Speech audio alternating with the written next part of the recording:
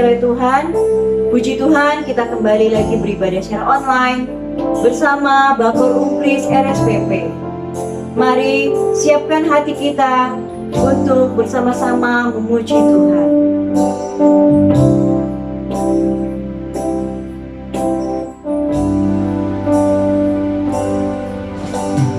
Naikkan syukur padamu Yesus, ku sembah sujud kepadamu Tuhan, di hadapan tata kemuliaan-Mu, ku tinggikan, ku agungkan selamanya.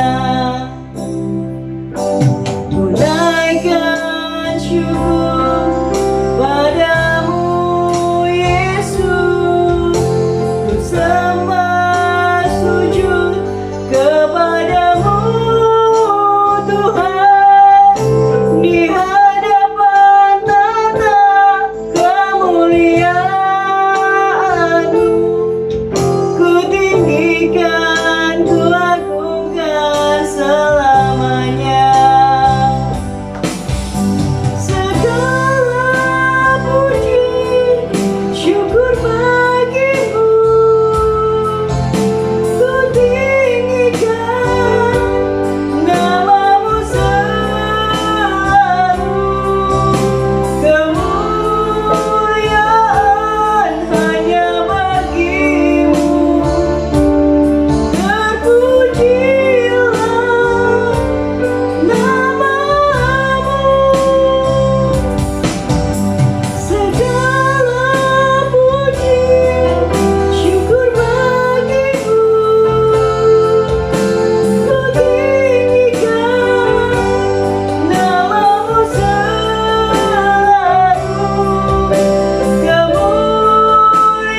Kemuliaan hanya bagi-Mu, terpujilah nama-Mu.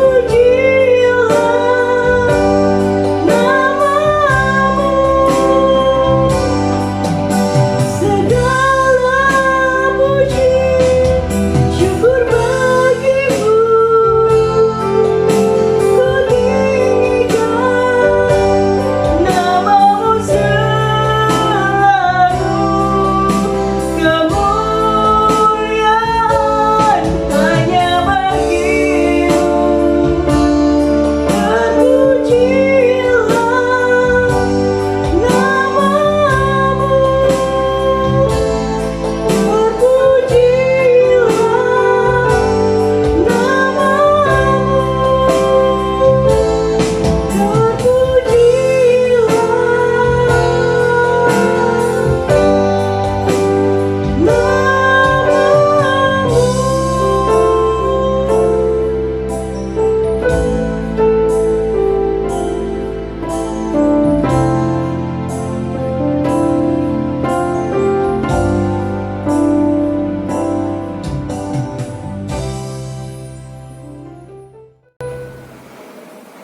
Shalom, Bapak Ibu yang dikasihi Tuhan, saudara-saudara seiman di dalam Bakor Umpris di Rumah Sakit Pertamina.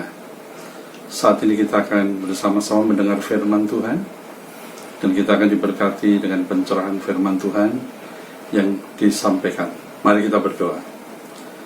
Bapa di surga, Bapa yang kami sembah dan kami permuliakan, saat ini kami siap untuk diberkati dengan firman Tuhan. Biarlah hamba-Mu yang sederhana ini dipimpin dan dituntun oleh Roh Kudus, diurapi oleh Roh Kudus. Juga setiap anak-anak Tuhan yang mendengar juga dipimpin oleh Roh Kudus, dan juga diberikan pencerahan dan pewahyuan oleh Roh Kudus, sehingga kami semua boleh diberkati melalui firman Tuhan yang akan disampaikan. Terima kasih Bapa di sorga, kami pasti akan diberkati. Dalam nama Tuhan Yesus kami berdoa dan mengucap syukur. Haleluya. Amin. Amin. Bapak Ibu yang dikasihi Tuhan, keluarga Kristen yang berbahagia, topik daripada khotbah kali ini adalah hidup dalam damai sejahtera Kristus. Karena kalau kita hidup dalam damai sejahtera Kristus, kita pasti akan hidup juga berkenan kepada Tuhan. Saya ulangi lagi, kalau kita mengenal dan kalau kita memahami dan kita hidup dalam damai sejahtera Kristus, maka buahnya adalah kita akan hidup berkenan di hadapan Tuhan, di hadapan Allah Bapa kita yang mengasihi kita. Puji Tuhan, kita akan mulai, saudara. Mari kita baca ayatnya Yohanes 20. Kita akan membaca ayat 19 dan seterusnya, saudara. Ya, kita akan melihat apa itu damai sejahtera Kristus. Damai sejahtera Kristus itu diberikan ketika Yesus bangkit. Sebelum Yesus bangkit atau sebelum Yesus mati di kayu salib, di Yohanes 14, Yesus menyatakan kepada murid-muridnya, demikian firman Tuhan. Yohanes 14 ayat 27, Yesus berkata, damai sejahtera ku tinggalkan bagimu, damai sejahtera ku berikan kepadamu. Dan apa yang ku berikan tidak seperti yang diberikan oleh dunia kepadamu, janganlah gelisah dan gentar hatimu. Damai sejahtera Kristus adalah damai sejahtera yang dari sorga. Tuhan ingin kita hidup damai sejahtera, tapi bukan damai sejahtera yang dari dunia, tapi damai sejahtera yang dari sorga, yaitu damai sejahtera Kristus. Dikatakan dalam ayat ini, berkata bahwa damai sejahtera ku tinggalkan bagimu, damai sejahtera ku berikan kepadamu, dan apa yang ku berikan tidak seperti yang diberikan oleh dunia kepadamu, janganlah gelisah dan gentar hatimu. Nah, pertanyaannya, apa yang terjadi sehingga kita bisa memiliki damai sejahtera itu? Apa yang harus kita pahami sehingga kita bisa mengerti bahwa kita memiliki damai sejahtera surga itu? Nah, saudara, mari kita lihat di Yohanes 20, saudara, mulai dari ayatnya yang ke-19. Karena setelah Yesus menyelesaikan karya salib, mencurahkan darahnya, mati di kayu salib dan bangkit pada hari ketiga, pada saat Yesus sudah menyelesaikan karya itu dan bangkit, barulah damai sejahtera tadi diberikan. Sehingga kita tahu rinciannya, ya, bagaimana kita bisa mengalami damai sejahtera surga itu. Mari saudara kita membacanya, mulai dari Yohanes 20 ayat yang ke-19, ya. Yang pertama kita akan baca ayat 19. Ayat 19 dan ayat 20, ya, saya akan bacakan. Ketika hari sudah malam pada hari pertama minggu itu, berkumpullah murid-murid Yesus di suatu tempat dengan pintu-pintu yang terkunci karena mereka takut kepada orang-orang Yahudi. Pada waktu itu datanglah Yesus dan berdiri di tengah-tengah mereka dan berkata, damai sejahtera bagi kamu. Dan sesudah berkata demikian, ia menunjukkan tangannya dan lambungnya kepada mereka. Murid-murid itu bersukacita ketika mereka melihat Tuhan. Pada saat muridnya dalam ketakutan karena Yesus sudah mati, pada hari itu Yesus sudah bangkit. Tiba-tiba Yesus muncul di tengah-tengah mereka dan Yesus berkata, damai sejahtera bagi kamu, sambil menunjukkan luka di tangannya dan luka di lambungnya. Sudah tahu apa maksudnya? Maksudnya adalah kita memiliki damai sejahtera surga karena yang pertama, Yesus ingin menyampaikan kepada muridnya bahwa dosa-dosamu sudah aku selesaikan, dan hukuman atas dosamu sudah aku tanggung di kayu salib. Engkau bukan lagi orang yang berdosa, berstatus berdosa di hadapan Allah, tapi engkau sudah menjadi anak Allah yang dikasihi, dikuduskan, dan dibenarkan. Amin, saudara. Ingat bahwa Yesus tidak hanya mati dan bangkit untuk dosa kita, tapi Yesus mati dan bangkit untuk dosa-dosa dunia. Firman Tuhan berkata, lihatlah anak domba Allah yang menghapus dosa-dosa dunia. Jadi yang pertama kita tahu, ya, damai sejahtera Kristus, damai sejahtera itu kita miliki karena kita tahu bahwa di dalam Yesus dosaku sudah diampuni, dosaku sudah diselesaikan oleh Yesus di kayu salib. Bahkan hukuman atas dosaku sudah ditanggung oleh Tuhan Yesus. Akibatnya apa, saudara? Kenapa membaca damai sejahtera? Karena aku tidak bisa lagi didakwah oleh iblis. Aku tidak bisa lagi dituduh oleh iblis, dan hukum Taurat tidak lagi menuntut aku. Karena seluruh tuntutan hukum Taurat sudah ditanggung oleh Yesus di kayu salib. Kita adalah orang yang merdeka.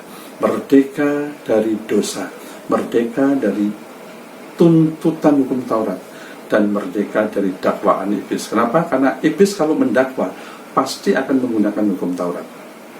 Puji Tuhan, saudara, itu yang pertama. Ya, katakan pada dirimu sendiri, aku adalah orang yang sudah dibenarkan, aku adalah orang yang sudah dikuduskan.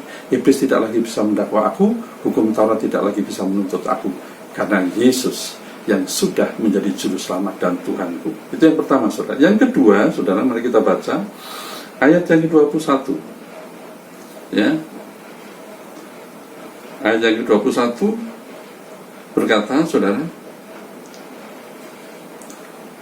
maka kata Yesus sekali lagi, ayat ke-21, damai sejahtera bagi kamu, sama seperti Bapa mengutus aku, demikian juga sekarang aku mengutus kamu.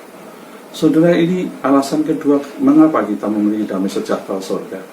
Karena Yesus tidak hanya menyelamatkan kita, Yesus tidak hanya menebus kita, Yesus tidak hanya melepaskan kita dari kuasa dosa, tetapi Yesus mengutus kita. Artinya apa?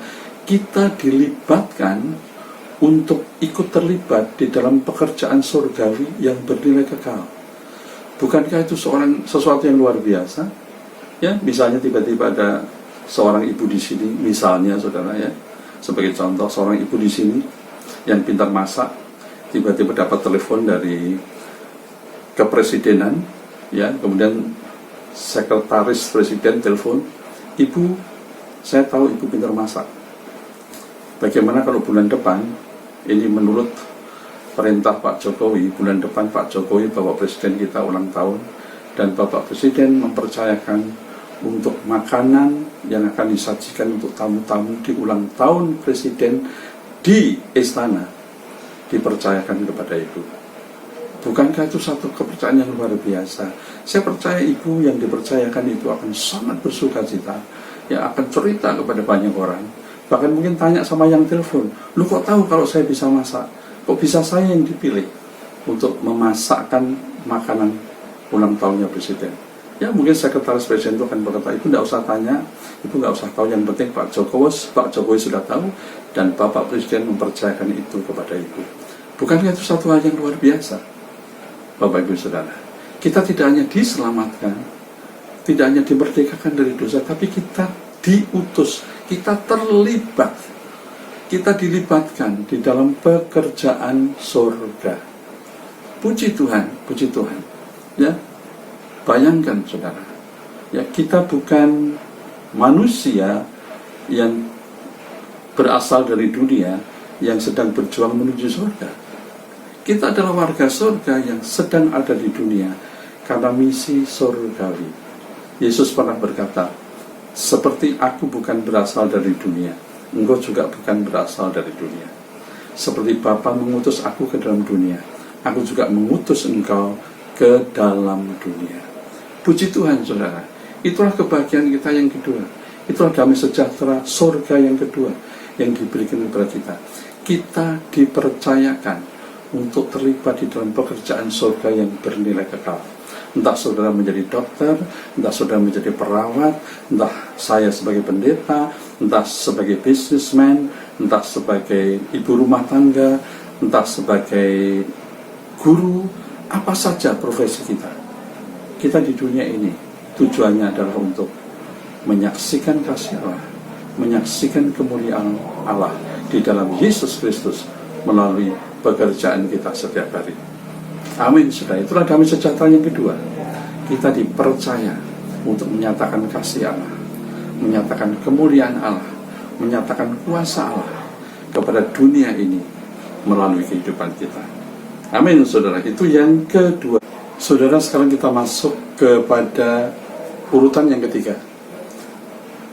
Tentang apakah itu isi daripada damai sejahtera Kristus? Mari kita baca Yohanes 20 ayat yang ke-22 lanjutannya. Dan sesudah berkata demikian, ia mengembusi mereka dan berkata, terimalah Roh Kudus. Saya ulangi lagi. Dan sesudah berkata demikian, ia mengembusi mereka dan berkata, terimalah Roh Kudus. Saudara, bukankah ini sesuatu yang luar biasa? Yesus tidak hanya mengutus kita untuk ikut terlibat di dalam misi surgawi yang bernilai kekal itu, tapi Yesus melengkapi kita dengan Roh Kudus. Dan saudara, kita semua tahu Roh Kudus yang diberikan kepada kita adalah Roh Kudus yang sama yang menyertai Yesus pada saat dia melayani di dunia. Tuhan menyertai kita dengan hikmat-Nya melalui Roh Kudus. Tuhan melengkapi kita dengan kasih-Nya melalui Roh Kudus. Tuhan melengkapi kita dengan kuasa-Nya melalui Roh Kudus. Bukankah ini sesuatu yang luar biasa, saudara? Kenapa demikian?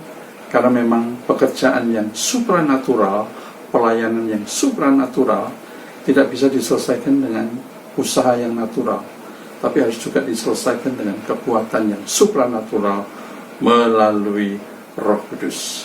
Di dalam saudara dan saya ada Roh Kudus. Roh Kudus disebut juga sebagai Roh Tuhan, disebut juga sebagai Roh Kristus, disebut juga sebagai Roh Allah, disebut juga sebagai Roh Bapa. Itu ada di dalam kita, tinggal di dalam kita, dan tidak pernah meninggalkan kita selama-lamanya. Yang berikutnya, saudara, ya, ayat yang ke-23, ayatnya berkata, Yohanes 20 ayat 23, ayatnya berkata, jikalau kamu mengampuni dosa orang, dosanya diampuni. Dan jikalau kamu menyatakan dosa orang tetap ada, dosanya tetap ada. Wow, saudara. Saudara bayangkan yang keempat ini luar biasa. Ya, apa artinya ini, saudara?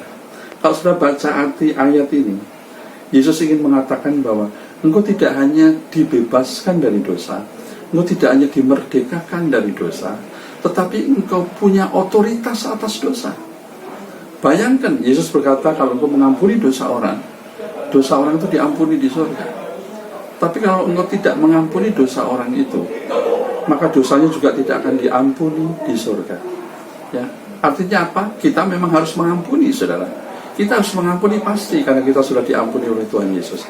Tapi ayat ini ingin mengatakan bahwa engkau sebagai anak-anak Tuhan di dunia, sebagai saksi-saksi Kristus, engkau memiliki otoritas atas dosa. Engkau tidak lagi di bawah dosa, engkau tidak lagi diikat oleh dosa, tapi justru engkau berada di atas dosa dan berotoritas atas dosa. Oh, saudara, kalau kita berotoritas atas dosa, kita pasti juga berotoritas atas kuasa iblis dan setan.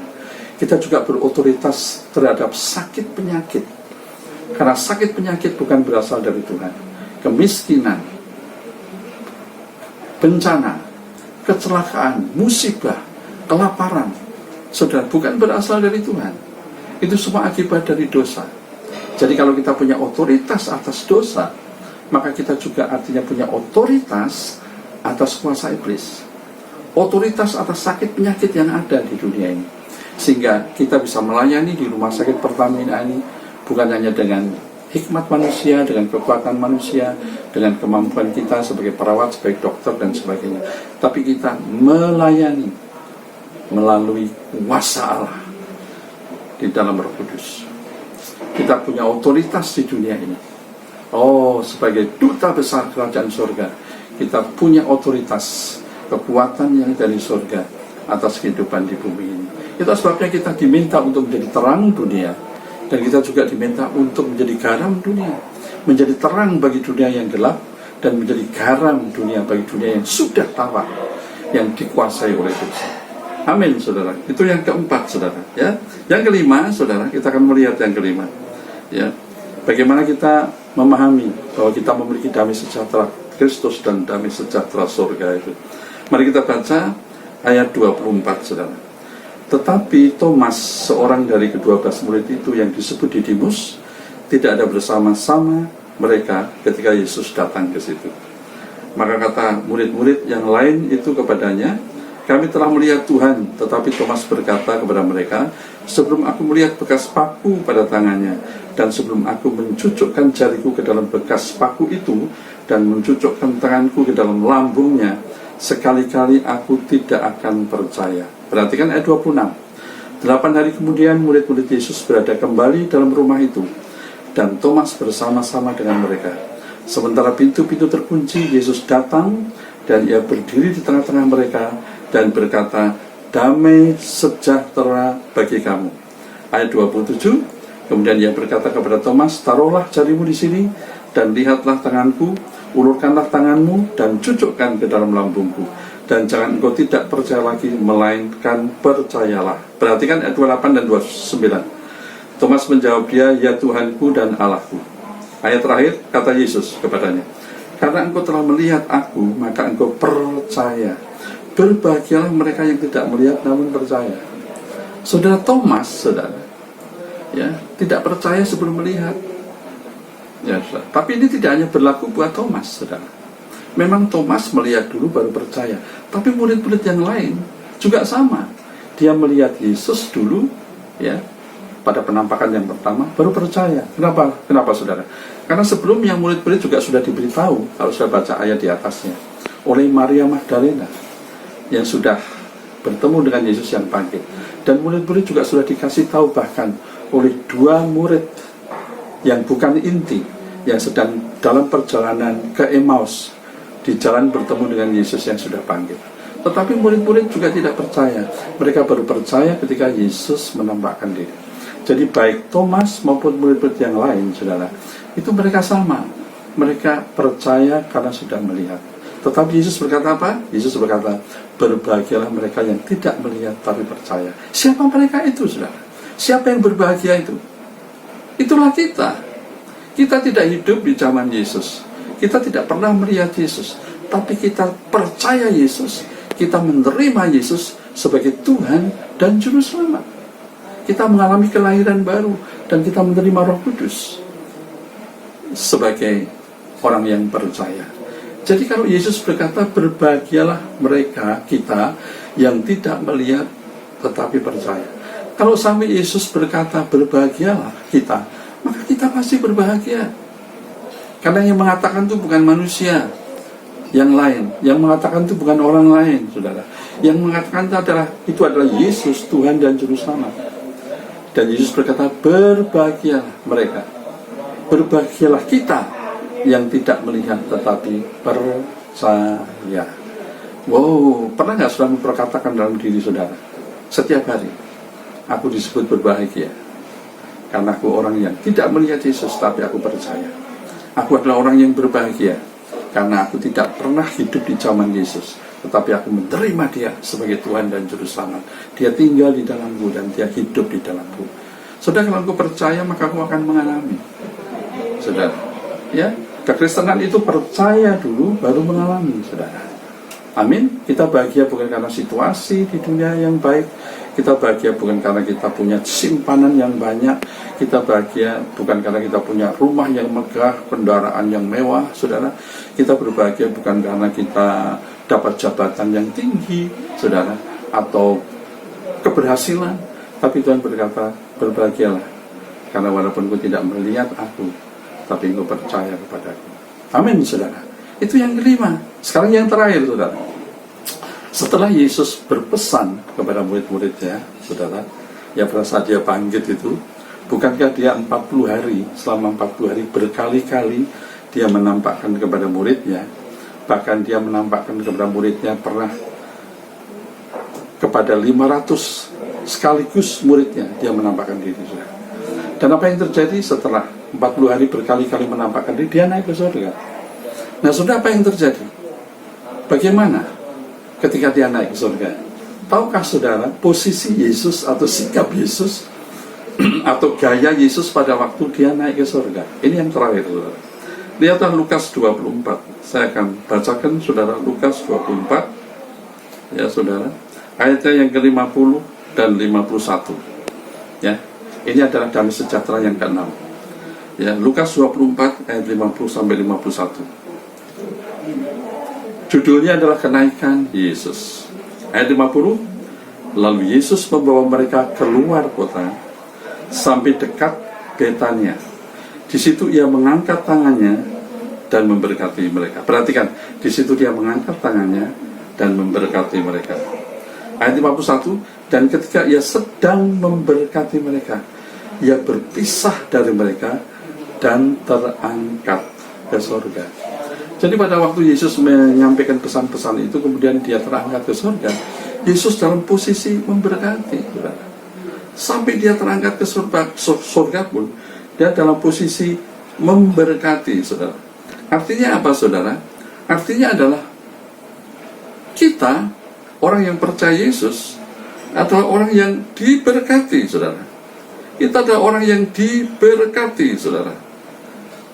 Ya, itu luar biasa, saudara. Kalau kita memahami itu, luar biasa sekali, saudara. Haleluya. Amin, saudara. Pernahkah sudah merasa dan percaya, mengimani bahwa di dalam Yesus saudara adalah orang yang diberkati? Ketika saudara mengimani itu dan saudara memperkatakannya, iman itu percaya dan memperkatakan, dan itu akan terjadi dalam kehidupan kita. Kalau kita terus percaya, kita terus memperkatakan, tidak berubah. Ya, iman itu berbicara tentang firman. Iman tidak tergantung pada situasi, keadaan, tidak tergantung dari kata orang, tidak tergantung pada perasaan kita. Iman itu fokus kepada firman Tuhan. Kalau sampai Yesus memberkati aku pasti diberkati dalam hidup ini. Dan kalau kita terus memperkatakan itu dengan hati yang percaya dan mulut yang selaras dengan kepercayaan kita, maka itu akan terjadi dalam hidup kita. Puji Tuhan, demikianlah saudara firman Tuhan pada hari ini. Saya akan simpulkan sekali lagi sebelum kita berdoa. Yang pertama, saudara yang percaya Yesus, pahamilah dan sadarilah, percayalah dan imanilah dalam hidup saudara, bahwa saudara minimal memiliki 6 hal yang tidak bisa diberikan oleh dunia. 6 hal damai sejahtera Kristus itu tidak bisa diberikan oleh dunia, tidak bisa diberikan oleh manusia siapapun. Itu hanya bisa diberikan oleh Yesus dari surga. Yang pertama, jangan lupa, di dalam damai sejahtera Kristus engkau sudah diselamatkan, engkau sudah dibenarkan. Iblis tidak bisa lagi menuntut kita. Ya saudara, hukum Taurat tidak bisa lagi menuntut kita. Amin, saudara. Kita adalah orang-orang sungguh merdeka. Yang kedua, saudara, di dalam damai sejahtera Kristus, saudara dan saya dilibatkan untuk terlibat di dalam pekerjaan surga yang bernilai kekal. Tuhan ingin menyatakan kasih-Nya, kuasanya dan kemuliaannya melalui kita sebagai gerejanya. Itu sebabnya kita diminta untuk menjadi terang dunia dan garam dunia. Amin, saudara. Yang ketiga, Dia melengkapi kita dengan Roh Kudus. Roh Allah sendiri, Roh Kudus yang bersama Yesus pada waktu melayani, Dia bersama kita. Itu sebabnya Yesus berkata, kalau engkau percaya kepada aku, engkau akan melakukan pekerjaan-pekerjaan yang aku lakukan, bahkan pekerjaan yang lebih besar daripada itu. Amin, saudara. Amin. Yang keempat, saudara, di dalam damai sejahtera Kristus kita diberi otoritas. Kita bukannya lepas dari dosa, bebas dari dosa, tapi kita punya otoritas atas iblis, otoritas atas dosa, dan otoritas atas segala dampak dari dosa. Apakah itu sakit, penyakit, kelaparan, kemiskinan yang ada dalam dunia ini, kita tidak akan mengalaminya. Bahkan kita akan punya otoritas untuk mengatasinya. Itu yang keempat, saudara. Dan yang kelima, jangan lupa, di dalam damai sejahtera Kristus, Yesus berkata, engkau adalah orang yang berbahagia. Karena walaupun engkau tidak hidup di masa Yesus lahir di dunia dan hadir di dunia, kita percaya. Kita tidak melihat Yesus, tapi kita percaya. Dan Yesus berkata, berbahagialah orang-orang itu. Itulah kita, saudara. Ya, perkatakan kita adalah orang yang berbahagia di dalam Tuhan. Dan yang terakhir, saudara, jangan takut, saudara. Ya, dengan jangan takut. Kenapa? Karena setelah yang pertama, kedua, ketiga, keempat, dan kelima itu saudara imani, saudara percaya, ya, saudara terima dengan iman, saudara perkatakan dalam hidup keseharian saudara sebagai apapun. Yesus juga memberkati hidup saudara dan saya. Ingat, Dia naik ke surga dengan sikap yang memberkati. Ya, 6 hal. Kalau saudara memahami damai sejahtera Kristus ini, maka itu akan mempengaruhi perilaku hidup kita setiap hari. Itu akan membuat hidup kita semakin berkenan di hadapan Allah. Biar ini menjadi berkat bagi kita semua. Haleluya. Amin. Baiklah Bapak Ibu, yang dikasihi Tuhan, mari kita tutup di dalam doa persembahan dan juga doa syafaat. Mari kita berdoa. Bapa di surga, Bapa yang kami sembah dan kami permuliakan, terima kasih untuk firman Tuhan yang sudah disampaikan. Hamba terbatas berbicara, tapi Roh Kudus tidak terbatas. Roh Kudus akan memperjelas, Roh Kudus akan memperkaya, Roh Kudus akan melengkapi penjelasan firman Tuhan kepada kami sekalian. Dan biarlah Roh Kudus menjamah bukan hanya sampai kepada pikiran dan perasaan kami, tapi menjamah sampai kepada roh kami, sehingga kami sungguh-sungguh menerima pewahyuan dan hidup diubahkan untuk semakin berkenan di hadapan Tuhan. Bapa, kami mengucap syukur untuk persembahan yang boleh kami berikan.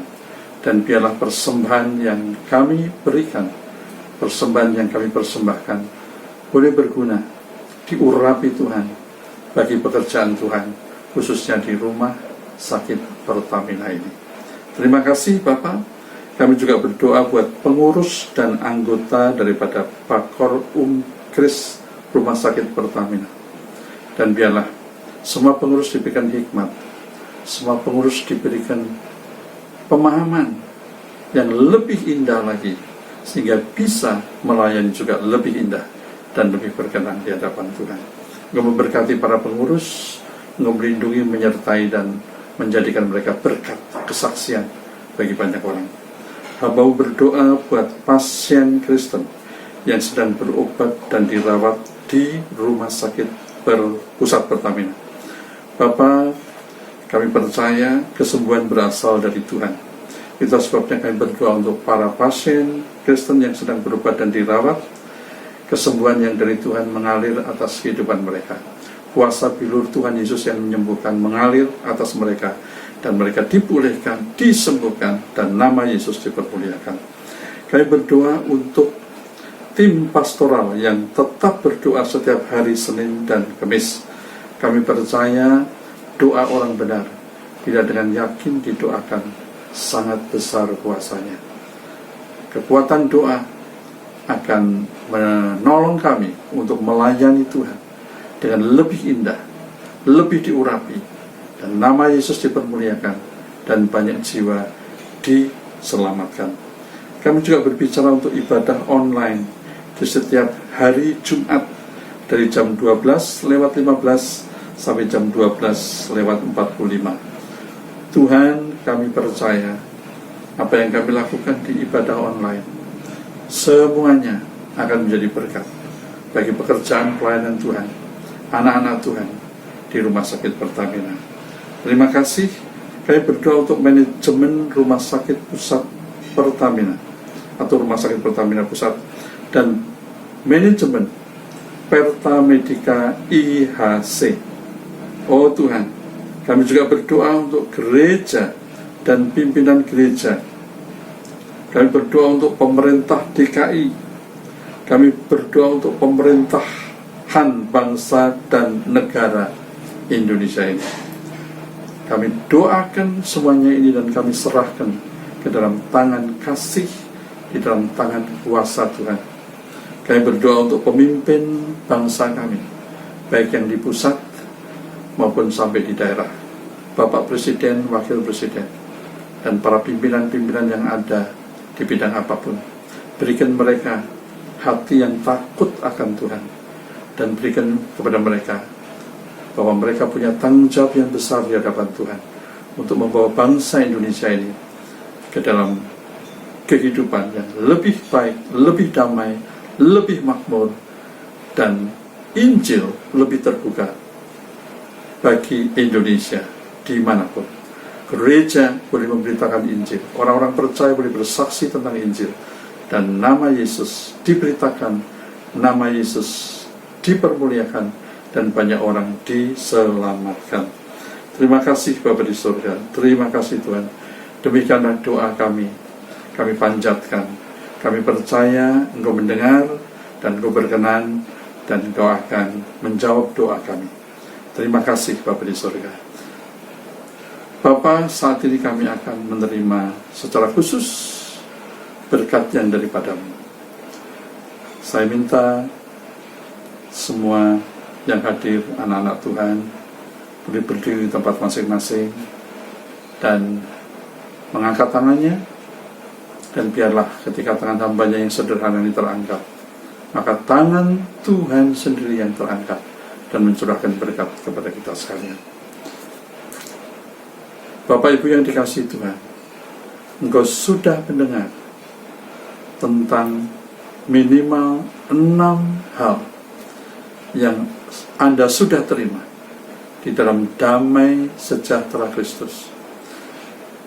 Kita semua sudah memiliki damai sejahtera Kristus itu.